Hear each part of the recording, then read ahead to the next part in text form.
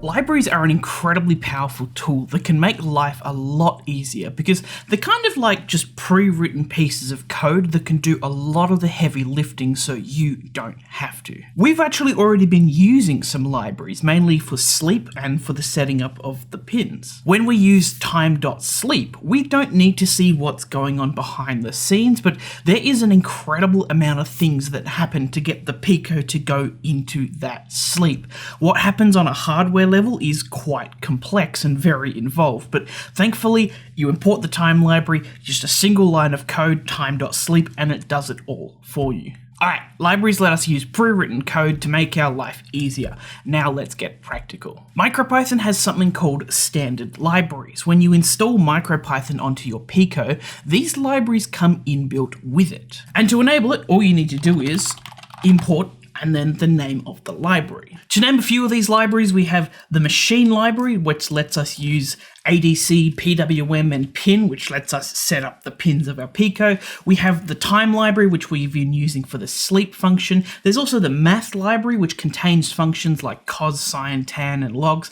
And Bluetooth. Bluetooth, well, lets you use Bluetooth functions on your Pico. There are quite a few standard libraries, and a quick Google search will let you know which ones you can use. So we have standard libraries, but there is also a world of external libraries, and there is a mind-boggling amount of them, often for very, very specific and niche applications. A lot of the time when you buy a module like this really cool OLED display here, you will find links to an external library to help you use it, or if it's a common module, you'll be able to find some with a quick Google search. And when you start using more complex modules like that OLED module where it's quite difficult to interact with it, you're going to be using a lot of libraries, and a lot of the work you're doing is going to be very library dependent. But these external libraries need to be downloaded and installed onto your Pico. They don't come standard with MicroPython. So let's go through an easy example of a library that you might commonly use, the Servo library. So we're just going to go through the real world process of looking for a library to help drive a servo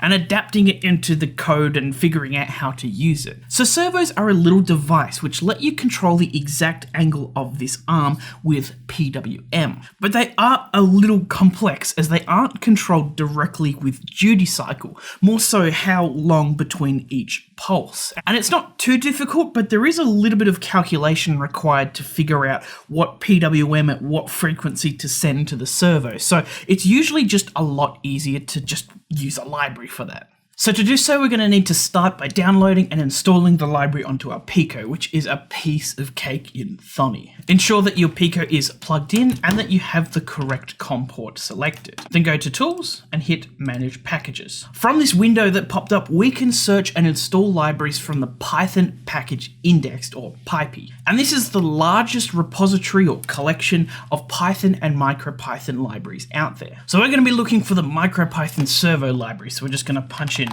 Servo, that might get us it. If not, we might need to punch in MicroPython Servo. Nope, we're going to need to type in MicroPython Servo. And there it is.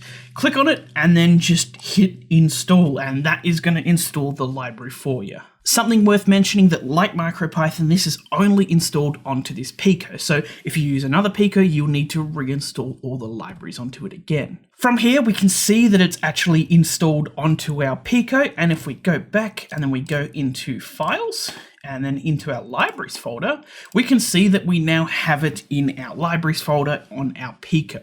Okay, cool, we got it installed, but how do we know what functions this library has? How do we know how to use it? Well, this is where we're going to have to rely on the creator of the library to give us some documentation on how to do so. A good way to check is to go back into Manager, and then we can go click on there, wait for it to load a second, and then we're going to be able to open up the PyPI page, which hopefully has some documentation for us like it does. Sometimes you may have a specific web page or guide with documentation on it already, or maybe a quick Google search of the library can give you something. Whatever is available is best. Here we can see that the creator of this library has already given us some example working code, which is really helpful in this situation. As well as we've got something called an API, which is kind of the how to actually use this. And this can be a little bit technical and complex sometimes to read, especially as a beginner. So if you can find working example code to copy and paste and adapt, that's usually a bit easier. Libraries might have really terrible documentation and you might struggle to figure out how to use that library. Some might have really great documentation and it's a walk in a park. And I would usually select a library that has good documentation just to help us make, just for it to all be a lot easier and nicer to use. So this looks really straightforward. I'm just going to copy and paste it into Thonny just as a starting point to see what happens. All right, let's plug in our 9-gram servo so we can see what's up. Now there is 2 common color schemes for the 3 wires on the end here, so we're just going to go through both of them. Okay, so for our power wires, you're going to have a red and then maybe a black or brown one. So plug ground into ground.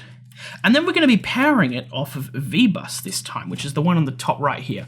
This is because this servo runs on 5 volts and not 3.3 volts, and it can draw up to 600 milliamps of power. We'll talk about this in a later video. Then we're going to grab our signal wire, which is either going to be orange or white, and plug it into GPIO 0 at the top there. This is just for our example. Any pin that can create a PWM is one that we can use for a servo. Okay, we're going to go back into our code now, and first things first, I can clearly see that that is how they're setting up the pin, so we'll set it to pin 0, which we plugged it in with. Import time, import the library, so from servo, they're importing the servo library we just installed, and if we run that sample code, we can see that the servo twists.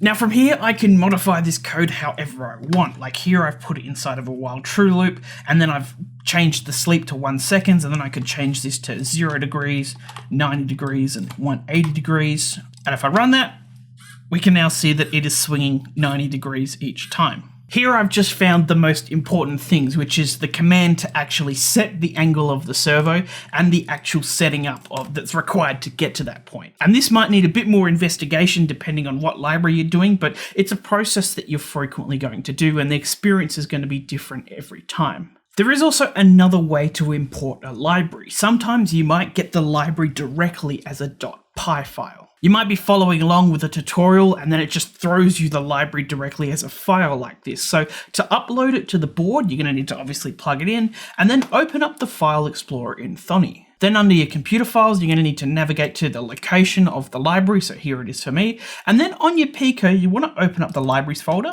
and then just simply right click and upload to library. And then that's just going to put it on the board for you to be able to use. And this works not only for libraries, but any MicroPython code. So if you wrote something really cool, you can take it off your board and then put it on the internet, and then somebody else can take it from the internet and put it on their board exactly just like we did here.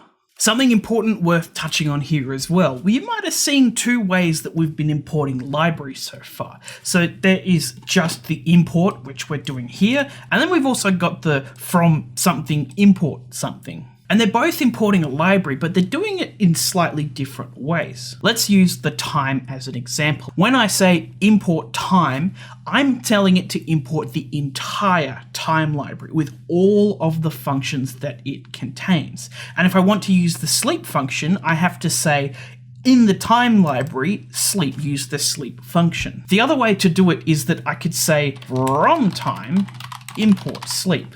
And what this does is it only imports the sleep function from the time library. When I do this, I have to change how I use sleep in my code because we don't need the time.prefix anymore. I can just use sleep.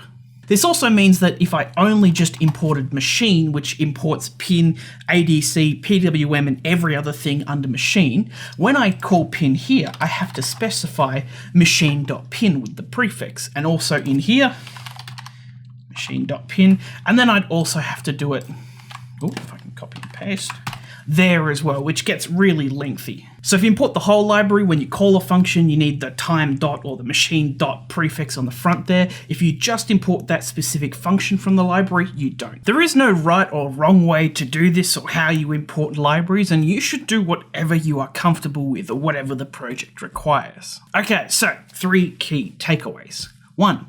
Libraries are pre-written pieces of code that can make life much easier for us. 2. There are standard libraries that come with MicroPython and external libraries that you can go out and find and install onto your Pico. And 3. When using external libraries, you will need to look for documentation in order to figure out how to use it, and you often have to rely on the creator of that to make good documentation.